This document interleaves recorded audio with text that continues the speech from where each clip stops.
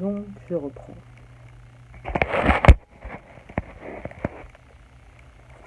Le prince heureux. La statue du prince heureux se dressait très haut au-dessus de la ville, sur une grande colonne. Il brillait sous le soleil car il était entièrement recouvert de feuilles d'or. Un rubis était incrusté dans la garde de son épée, et à la place des yeux, il y avait 2 saphirs étincelants. Les habitants de la ville le regardaient souvent et soupiraient d'envie devant tant de beauté et son grand sourire. Ah, qu'il est heureux, disait-il. Un soir, une hirondelle vint se poser au pied du prince. L'été était fini depuis longtemps, et le vent devenait glacé.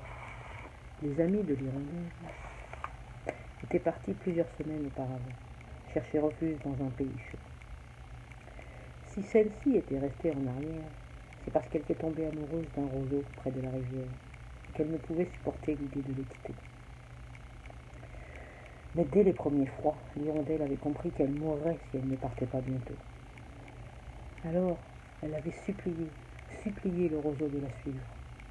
Comme il avait refusé en secouant la tête, l'hirondelle s'était envolée, tristement, et s'était posée pour la nuit au pied de la statue. Un long voyage l'attendait, demain pour rejoindre ses campagnes. Elle mit la tête sous son aile et s'endormit. Soudain, de grosses gouttes de pluie dégoulinèrent sur sa tête. Elle se redressa, étonnée, car la nuit était claire et le ciel sans nuages. Puis elle vit que c'était la statue qui pleurait.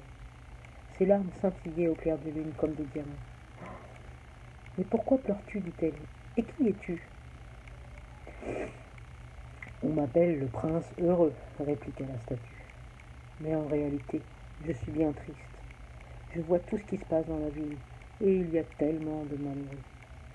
Ce soir, par exemple, je vois une femme assise à sa table. Elle est maigre et pâle, car elle a faim et elle est épuisée. Il est tard, et pourtant elle travaille encore. Elle coud des fleurs sur une robe pour des demoiselles d'honneur de la reine. Elle coud des fleurs sur une robe pour des demoiselles d'honneur de la reine. Son petit garçon est couché dans un coin de la pièce, et il est très très malade. Il voudrait des oranges, mais sa pauvre mère n'a pas d'argent pour lui en acheter. Tout ce qu'elle peut lui donner, c'est de l'eau.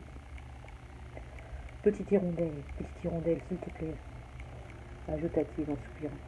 Peux-tu prendre les rubis de mon épée dans ton bec et les porter à cette femme pour qu'elle les vende? Mes pieds sont scellés à ce socle et je ne peux pas bouger. Le prince heureux semblait si triste que l'hirondelle accepta d'être sa messagère. Elle prit dans son bec le rubis incrusté dans la garde de l'épée et s'envola au-dessus du toit. Elle arriva très vite à la fenêtre de la maison de la pauvre femme et la trouva endormie sur son ouvrage.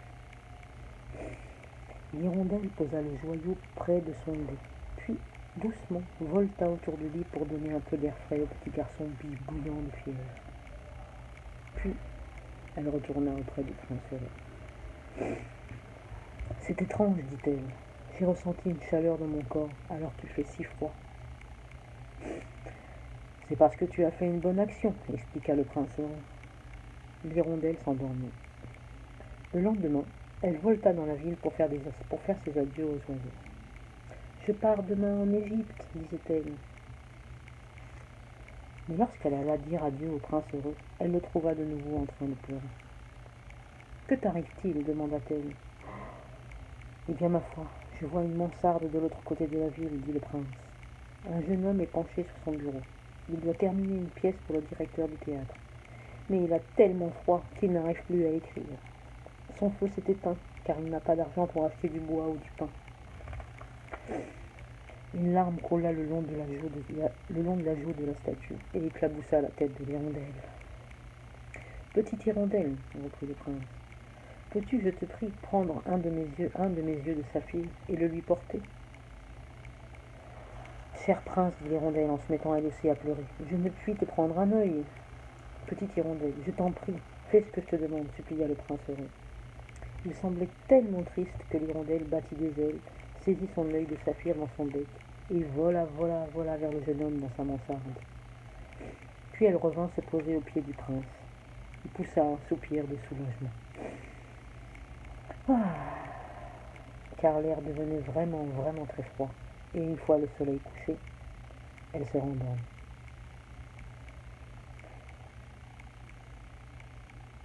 Le lendemain, l'hirondelle vola au-dessus du port et regarda les grands navires partir vers des terres lointaines où le vent est chaud et les jours très longs. Moi aussi je m'en vais, chantait-elle, à qui voulait l'entendre. Et ce soir même, oui, oui, ce soir même. Au coucher du soleil, l'hirondelle vient dire adieu au prince heureux. Sur la place, là, en bas, dit ce dernier, je vois une petite marchande d'allumettes qui vient de remplacer toutes ses allumettes dans le caniveau. Elle pleure parce qu'elle n'a plus rien à vendre et que son père la battra. Petite hirondelle, prends mon autre œil. Prends mon autre œil de saphir et porte-le à la petite marchande d'allumettes, vite, pour qu'elle soit heureuse. Mais tu seras aveugle, protesta l'hirondelle. Je t'en prie, fais ce que je te demande. Le prince était tellement triste que l'hirondelle obéit. Et maintenant qu'il ne voyait plus, elle décida de ne plus le quitter. Mais, petite hirondelle, protesta le prince, tes amis t'attendent sur les rives du Nil.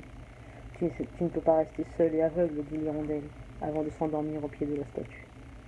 Désormais, tu verras par mes yeux. Le lendemain, l'hirondelle volta dans toute la ville et vint raconter au prince heureux ce qu'il n'avait pu voir. J'ai vu des riches faire la fête dans leur belle maison, alors que les mendiants ont faim devant leur porte, dit-elle. J'ai vu des vieilles gens tristes et solitaires, des petits enfants maltraités et malades. Petite hirondelle, demanda le prince avec ton bec, arrache les feuilles d'or qui me recouvrent et va les porter aux pauvres de la ville. L'hirondelle obéit, et la statue du prince devint terne et grise. Puis, comme chaque soir, l'hirondelle s'installa au pied de son ami. Il neigea peu de temps après. Les rues brillaient de l'éclat argenté du jour. Des glaçons pendaient des toits comme des aiguilles de verre. La petite hirondelle frissonnait au pied du prince heureux et battait des ailes pour se réchauffer. Mais elle comprit qu'elle allait mourir. Alors, elle rassembla ses dernières forces et alla se poser sur l'épaule de son ami.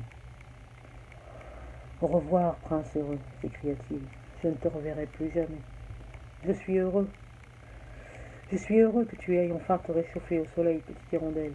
Bon voyage, lui répondit le prince. Prince, je ne vais plus en Égypte, murmura faiblement sa fidèle amie.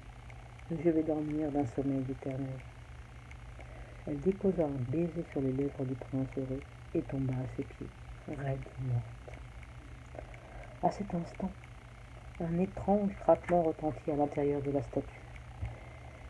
C'était tellement fort que le maire l'entendit dans son bureau de la mairie. Il leva les yeux et regarda la statue pour la première fois depuis des mois. Le prince heureux a l'air bien misérable, s'écria-t-il très contrarié. Demain, nous le remplacerons pour quelque chose de plus gai. Et le lendemain, les ouvriers décellèrent le prince heureux de sa colonne et le jetèrent dans un fourneau. Puis ils érigèrent une statue du maire à la place et jetèrent l'hirondelle morte. Lorsque les ouvriers ouvrirent la porte du fourneau, tout avait fondu, sauf le cœur du prince, qui s'était brisé en deux. Ils le jetèrent dans le détritus avec l'hirondelle morte. Et lorsque Dieu demanda aux anges de lui apporter les deux choses les plus précieuses de la ville, ils prirent le cœur du prince heureux et la petite hirondelle.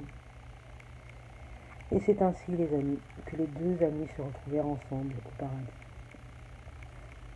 Voilà. C'est ma première vidéo, c'est mon premier conte. Donc soyez cléments. Mais surtout, notez-moi tout ce que vous pensez, tout ce que vous imaginez pour que ça puisse aller mieux. Voilà. Merci et bonne journée à tous.